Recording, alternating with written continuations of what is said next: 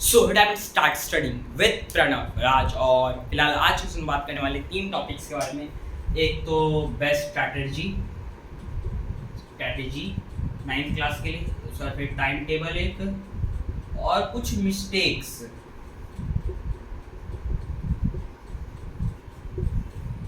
Mistakes जो 9th में बहुत लोग करते। मैंने क्या 9th में ये मिस्टेक, मैं 9th में आया पर ये मिस्टेक मैं कर दूँ। अब वो मिस्टेक मैं बताता हूँ। पहले ये दो चीज़ आते हैं बाद में। पहले मिस्टेक्स हम लोग, मिस्टेक क्या है। मैं 2 दोस्त था, ठीक है। मेरा एक दोस्त था, ठीक है। तो उसका क्या बना, तो वो मैथ्स स्टार्ट किया, मैं भी मैथ्स स्टार्ट किया। तो एक दिन ऐसे मिला भाई, तो पूछा क्या कर रहा है, नहीं कर रहा है। तो ऑफकोर्स 9th स्टार्ट बुक मिल गया, तो थोड़ा तो स्टडी स्टार्ट कर देंगे हम लोग। तो मैं अभी फर्स्ट चैप्टर टू, मतलब एक चैप्टर मेरा है, एक चैप्टर कंप्लीट होने पे है, ठीक है। ऑलमोस्ट मैं वो कर चुका हूँ, मान के चलो 90%। वो बोलता है मैं 3 चैप्टर, मैं कहा आए 90%। मैं कहा उसका समझ लिया कि ये पहले से मतलब 90% 3 चैप्टर नहीं, थर्ड चैप्टर जो चल रहा था इसका 90% कंप्लीट कर दिया। ये नहीं फर्स्ट सेकंड थर्ड सीक्वेंस में थर्ड चैप्टर नहीं, ये 3 चैप्टर मतलब 2 चैप्टर ये 100% कंप्लीट कर दे, थर्ड चैप्टर 90% कंप्लीट किया।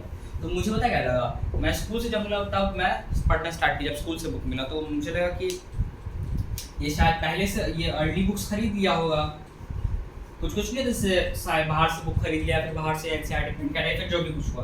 पर ये जब बोला कि नहीं, सेम डे जिस दिन उसको स्कूल से मिला उसी दिन, मतलब जिस दिन मैंने स्टार्ट किया उस दिन ये भी स्टार्ट किया, मैंने स्टार्ट किया। मैं कहा उस दिन क्या हुआ, मैं टेंशन में चला गया कि यार 90% कर लिया, अभी तक मतलब 3 चैप्टर कर लिया लगभग, मैं 1 चैप्टर भी नहीं कर पाया। तो ये जो गलती है ना, ये बिल्कुल नहीं करना। कभी भी खुद को दूसरे से कंपेयर कभी नहीं करना। उसका बहुत बड़ा रीज़न मैं बताता हूँ। वो 3 चैप्टर जो किया था ना, कुछ दिन बाद क्या हुआ ना, तो फिर सब लोग मिले। तो इस बार मेरे घर आया, तो मेरे भाई तो 3 चैप्टर तो कर लिया ना। तो ऐसे ही मतलब खेल रहे थे पहले, मतलब ऐसे ही कुछ हम लोग कर रहे थे काम अपना, दूसरा कुछ करते, पढ़ाई तो नहीं करते। तो फिर वो बोला भाई मेरा 14 चैप्टर खत्म। मैं कहा तुम 3 चैप्टर जब खत्म कर दिया है ना भाई, और इस चैप्टर में मुझे एक डाउट था, ठीक है। तो मैं कहा डाउट क्लियर कर दे भाई, बता दे क्या होता है। तो जाते जाते बता ही दे भाई, अब आया है तो जब इतना रहा ही है, 1 घंटा रहेंगे तो बस 10 मिनट बता के चल जाए डाउट उनको। तो वो बोला ठीक है दिखा। तो मैंने उसको एनसीईआरटी का क्वेश्चन दिया, ठीक है। एनसीईआरटी का जो क्वेश्चन में डाउट था मैं उसको दिया। वो बोला एक सेकंड, मतलब ऑलमोस्ट उसको 15 मिनट्स लग गया। अब मैं कहा भाई 15 मिनट्स लग गया, तो मैं क्या करूँ, मुझे तो उसमें डाउट था। मैं एक क्वेश्चन और दिया इसी चैप्टर का, ठीक है, जिसमें मैं हार्ड था, टफ था, ठीक है, टफ था, क्लियर पास तो नहीं कहूँगा मैं उसमें तक। मैं बिकॉज पहला वाला चैप्टर वो पढ़ रहा था, मैं लाइफ में पहला वाला चैप्टर पढ़ रहा था। तो हार्ड टफ कुछ भी कह सकते हो, मतलब टाइम लगेगा मुझे वो करने में, ठीक है। तो वो चैप्टर पे था मैं। तो उसने एक क्वेश्चन दिया मैंने उसको एनसीईआरटी का। अब उसको मैंने वही सेम क्वेश्चन दिया, भाई मुझे इस पे भी डाउट है। एनसीईआरटी का सेम क्वेश्चन दोनों कर रहे थे हम लोग। उसको ऑलमोस्ट 10 मिनट्स लग गए क्वेश्चन करने में। बहुत ज़्यादा है, 10 मिनट्स बहुत ज़्यादा है। अब मुझे सिर्फ ऑलमोस्ट 1.5 मिनट समथिंग लगे, ये भी ज़्यादा है। पर लेकिन ऑफ कोर्स पहला बार करते एक बार जब प्रैक्टिस कर लूँगा, क्वेश्चंस उसके कर लूँगा, तब जाके वो आसान हो जाएगा। तो मैं का इतना टाइम का डिफरेंस, तो हम पूछो से एक दिन तुम कितना चैप्टर, मतलब एक बार तुम मतलब एक बार क्वेश्चन करता था हटा जाता था। तो बोला, तो उससे पूछा इतना जल्दी कैसे हो, तो वो बताता है कि बस एक बार पलटे, कॉन्सेप्ट देखे, 1-2 क्वेश्चन किए, पलट दी, मतलब एक्सरसाइज तक पूरा नहीं कर रहा था। बस एक कैसे होता है खत्म, जिसको कहते हैं खत्म कर देना, वो वाला हरकत ये कर रहा था। और उसके चलते मैं टेंशन ले रहा था कि भाई मेरा नहीं हुआ। जबकि मैं क्या कर रहा था कि पॉइंट समझ रहा था, बिकॉज कि पॉइंट समझना बहुत इंपॉर्टेंट। 9th में ये वाली 8 वाली गलती मत करना कि है यार नहीं समझ आ रहा, क्या करे, नहीं समझ आ रहा, ये हो रहा वो हो रहा है, रट लो, जब रट लेते हैं, चुप देखो नहीं। 9th में गलती करोगे, बिकॉज 9th है ना जो बेस है, 9th इक्वल्स टू बेस किस चीज़ का, 10th 11th 12th, फ्यूचर में कुछ भी आप करोगे 9th उसका बेस है, ठीक है। और 9th बेस ही आप लोग ऐसे रट लोगे, जो भी कर लोगे तो 10th 11th 12th उसके बर्बाद। अब मतलब बहुत दिक्कत, डिप्रेशन एंजाइटी जो होता है सब होने लगेगा भैया। तो 9th है, थोड़ा स्लो ही पढ़ेंगे और अच्छे से पढ़ेंगे ताकि फ्यूचर में डिप्रेशन एंजाइटी ये सब कुछ ना हो। लेकिन इसके ऐसे तो कतई नहीं पढ़ेंगे, ठीक है। आराम से हौले हौले पढ़ेंगे, गाना नहीं हौले हौले हो जाएगा, मतलब यार बस प्यार की जगह मतलब हौले हौले हो जाएगा सब चीज़। 9th के सब्जेक्ट से प्यार तो हौले हौले चलना है, क्यों तेरे क्यों हड़बड़ी करना है। ठीक है। तो इसको ये वाला हरकत नहीं करना है, जल्दीबाजी, आराम से चलो। और कभी भी अपने आप को किसी से कंपेयर मत करना, बिकॉज तुम नहीं जानते वो कैसे पढ़ रहा है। ऐसे मैं इसको नहीं जानता था ये ऐसे पढ़ रहा है, ठीक है, तो होता है ना। और हाँ, मैं ये भी बता दूँ क्यों मैं थोड़ा टेंशन में गया था। ये था मिड बच्चा, ठीक है, मिड बच्चा, ये थोड़ा मिड बच्चा था, मतलब ना तो कह सकता हूँ ना, मतलब थोड़ा बुरा ही था पढ़ने में मैथ्स में। और मैथ्स का टॉपर, मतलब लाइक हाँ, मैथ्स में टॉपर, मतलब 40, मतलब मेरा मैथ्स में ऐसा था 97%, 98%, 100% भी आ जाता था मैथ्स में।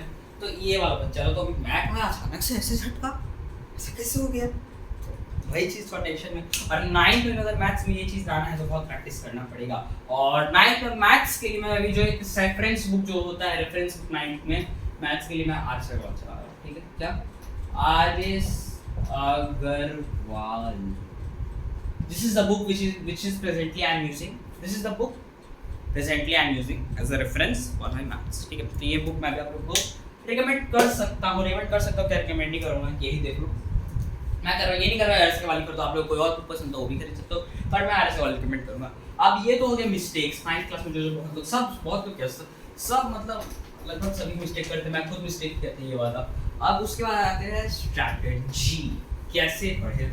तो ये तो बहुत बच्चों का, आई थिंक बहुत बच्चा अगर बहुत थोड़ी सी भी मतलब एंट्रेंस वीडियो देखे हुए 9th में, यूट्यूब पे सर्च भी करो 9th में आगे कैसे क्या पढ़ना है, शोभिक भैया या फिर किसी भी यूट्यूबर का देखोगे, तो ये तो आप लोग को आई थिंक पता होगा कि कैसे पढ़ना है। पर उसमें मैं थोड़ा सा ऐड ऑन करूँगा अपने साइड से, जो कि मुझे अच्छा लगता और मैं उस ट्रिक के साथ चल जाता हूँ। अब ज़रूरी नहीं कि मेरा ट्रिक आप लोग साथ काम करे, पर मैं शेयर करता हूँ, मेरा काम है शेयर करना, आप लोगों का काम है ट्राई करना। पास हो गए बहुत अच्छी बात, फेल हो तो फिर खोजो ट्रिक अपने से, मैं भी खोजूंगा।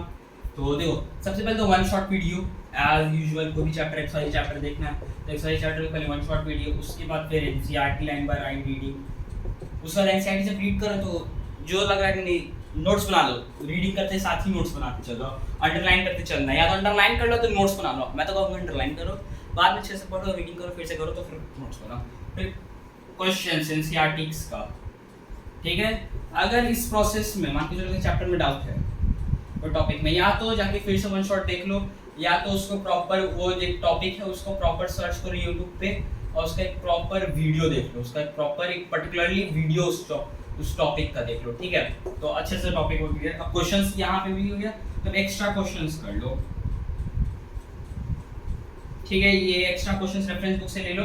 और हाँ, जरूरी अब मान लो पर्टिकुलर यूट्यूब वीडियो देख लिया उस चीज़ का, अब उसको एक बार फिर से एनसीईआरटी से कर लो, उसके बाद फिर एक रेफरेंस बुक में आप लोग बता रहा हूँ ऑल इन वन साइंस का, ठीक है, ऑल इन वन, ये साइंस का मैं बता रहा हूँ, साइंस सब्जेक्ट का, ठीक है, ले लो 9th क्लास का, ये मैं यूज़ कर रहा हूँ, मुझे अच्छा लगा तो मैं आप लोग को बता रहा हूँ।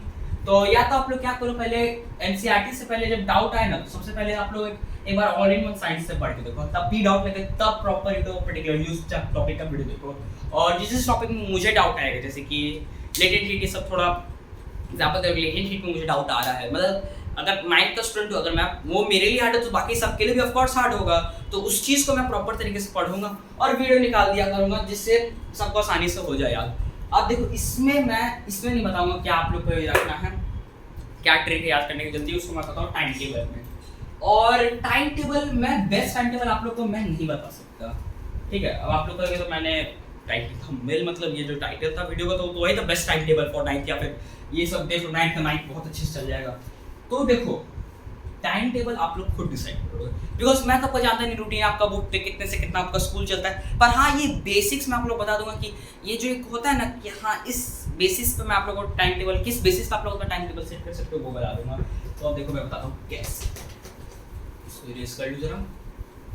तो टाइम टेबल सबसे पहले आप लोगों को देखना पड़ेगा डे में पढ़ते हो कि नाइट में, ठीक है। नाइट में पढ़ते हो तो फिर बहुत अच्छी बात है, मैं भी नाइट प्रेफर करता हूँ पढ़ना, ठीक है। अब उसके लिए क्या है मैं बताता हूँ। अब सुबह आप लोग मैथ कर रहे हो, इंटेंस मैथ चल रहा है, तब इंटेंस मैथ चल रहा है आप लोग का, वो हार्ड प्रॉब्लम है, ठीक है। अब उसका सेकेंड लास्ट पार्ट पे हो, ठीक है।